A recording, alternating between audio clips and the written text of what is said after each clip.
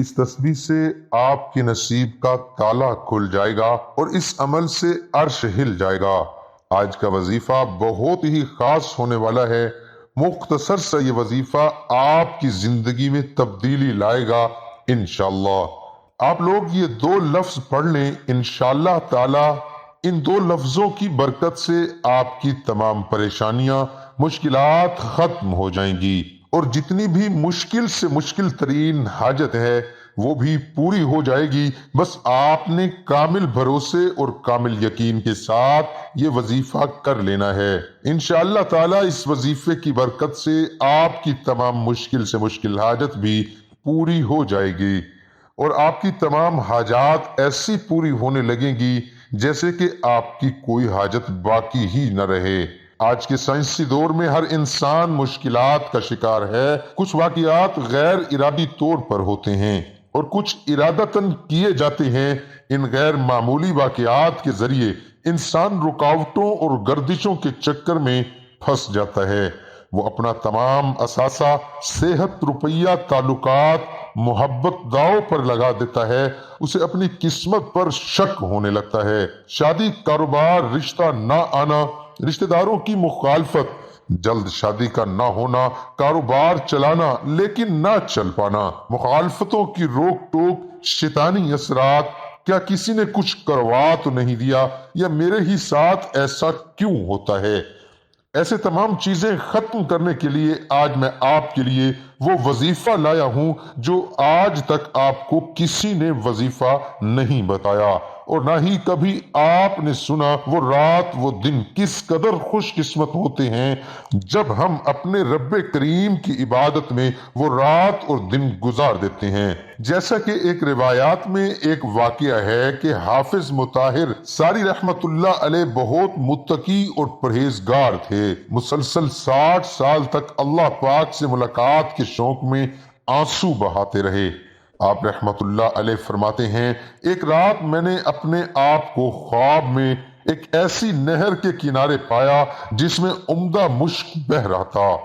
اس کے دونوں کناروں پر انتہائی قیمتی موتی بکھرے ہوئے تھے۔ پھر میں نے سونے کی اینٹوں سے بنا ہوا محل دیکھا جس میں خوبصورت لڑکیاں بہترین لباس اور زیورات سے آراستہ بلند آواز میں رب کریم کی پاکی بیان کر رہی تھی۔ میں نے جب ان کی تسبیح سنی تو پوچھا، تم کون ہو؟ انہوں نے خوبصورت آواز میں کہا، ہم رب کریم کی مخلوق میں سے ایک مخلوق ہیں۔ میں نے کہا، تم یہاں کیا کرتی ہو؟ انہوں نے کہا، رب کریم نے ہمیں ان لوگوں کے لیے پیدا فرمایا ہے جو رات کو قیام کرتے ہیں اور اپنے رب سے مناجات کرتے ہیں جبکہ لوگ سو رہے ہوتے ہیں۔ میں نے کہا، وہ خوش قسمت لوگ کون ہیں جن کی آنکھیں رب کریم تم سے ٹھنڈی کرے گا؟ انہوں نے کہا، کیا تم ان لوگوں کو نہیں جانتے؟ میں نے کہا، نہیں۔ کہا، بے شک وہ لوگ ہیں جو قرآن کی تلاوت کرتے ہیں، تہجد پڑھتے اور دن کو روزہ رکھتے۔ ایسے خوش نصیب عبادت گزاروں کے لیے اللہ کریم نے ہمیں پیدا فرمایا ہے۔ سبحان اللہ! کتنے خوش قسمت ہیں وہ لوگ جو رات کی تنہائی میں اپنے رب کریم کو یاد کرتے ہیں۔ کتنے خوش قسمت ہیں وہ جو فرض روزوں کے ساتھ ساتھ نفل روزے پابندی کے ساتھ رکھتے ہیں۔ کتنے خوش قسمت ہیں وہ جو نماز تہجد ادا کرتے ہیں۔ کتنے خوش قسمت ہیں وہ جو روزانہ تلاوت قرآن کرتے ہیں۔ کتنے خوش قسمت ہیں وہ جو رات کو قیام کرتے ہیں۔ لیکن افسوس، فی زمانہ ہماری ایک تعداد ایسی ہے جو راتوں کو دیر تک جاگ کر کبھی فلموں اور ڈراموں میں اپنا وقت برباد کرتی ہے تو کبھی موبائل فون پر کال کے ذریعے اپنے قیمتی لمحات کو گناہوں میں گزارتی ہے، لیکن سوشل میڈیا پر ساری رات بیہودہ اور فضول گفتگو پھیلاتے ہوئے اپنا اور سب کا وقت برباد کرتی ہے۔ ان میں اکثریت ان کی ہوتی ہے جنہیں نہ نمازوں کی فکر ہوتی ہے نہ قرآن پڑھنا آتا ہے، اور جن کو قرآن پڑھنا آتا ہے وہ بھی مہینوں قرآن کریم کی زیارت نہیں کرتے، بلکہ اپنے نفس کو یوں جھوٹے دلاسے دیتے ہیں کہ ماہ رمضان میں نمازوں کی کثرت کریں گے، ماہ رمضان میں رات کو نوافل پڑھیں گے، خوب تلاوت کریں گے، حالانکہ یہ جانتے ہیں کہ ہماری زندگی کا ایک لمحہ بڑا قیمتی ہے اور ہماری زندگی تیزی سے کم ہوتی جا رہی ہے، ہم موت کے قریب ہوتے جا رہے ہیں، مگر ہم پھر بھی سستی کا مظاہرہ کرتے ہیں، اپنے نفس کو جھوٹی تسلیاں دیتے ہیں۔ عقل مندی کا ثبوت دیجئے اور فانی دنیا کے دھوکے میں مبتلا ہو کر اپنا قیمتی لمحات کی ناقدری کرنے کی بجائے تقوی اور پرہیزگاری اپنائیے۔ اپنے شب و روز کو فضولیات اور دنیاوی عیش و عشرت میں برباد مت کیجیے، بلکہ نمازوں کی پابندی اور روزانہ کچھ نہ کچھ تلاوت قرآن کی عادت بنائیے، اور اللہ کریم نے جن کاموں کا حکم دیا ہے ان کی ادائیگی میں سستی نہ کیجیے اور نیکوں میں مشغول ہو جائے، کیونکہ نیکی کے کاموں میں کوشش کرنے والوں کے بارے میں اللہ کریم پارہ 17 سورۃ انبیاء آیت نمبر 94 میں ارشاد فرماتا ہے، رب کریم کی بارگاہ میں عالی حسب و نسب، مال و دولت اور عزت و شہرت والا خوش قسمت نہیں، بلکہ خوش قسمت وہ ہے جو چاہے کسی بھی قبیلے اور قوم سے تعلق رکھتا ہو، گوری رنگت والا ہو یا کالی رنگت والا، دولت مند ہو یا مفلس، اور غریب مرد ہو یا عورت، اگر وہ ایمان والا ہے، نیک اعمال کرتا ہے، وہ رب کریم کی اطاعت و فرما برداری میں کوشش کرتا ہے، وہی دنیا آخرت میں کامیاب ہے۔ تو دنیا میں وہی لوگ پریشان رہتے ہیں، انہی لوگوں کو مصیبتیں آتی ہیں، انہی لوگوں کی حاجات پوری نہیں ہوتی جو کریم کی یاد سے غافل رہتے ہیں۔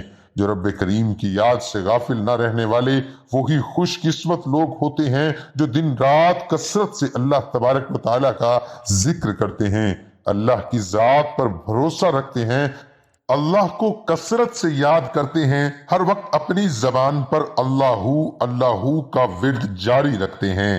جب کوئی اچھی چیز دیکھتے ہیں تو ماشاء اللہ، اور جب کوئی اچھی چیز دیکھتے ہیں تو اپنے رب کریم کا شکر ادا کرنے کے لیے اپنی زبان پر ادا کرتے ہیں۔ تو آج جو میں آپ کے لیے 2 الفاظ کا وظیفہ لایا ہوں وہ بہت ہی آسان وظیفہ ہے۔ آپ نے چلتے پھرتے یہ لفظ پڑھتے رہنا ہے، کتنی بھی مشکل سے مشکل حاجت کیوں نہ ہو، ہر مشکل حاجت، ہر آسان حاجت آپ کی منٹوں میں، چٹکیوں میں پوری ہو جائے گی۔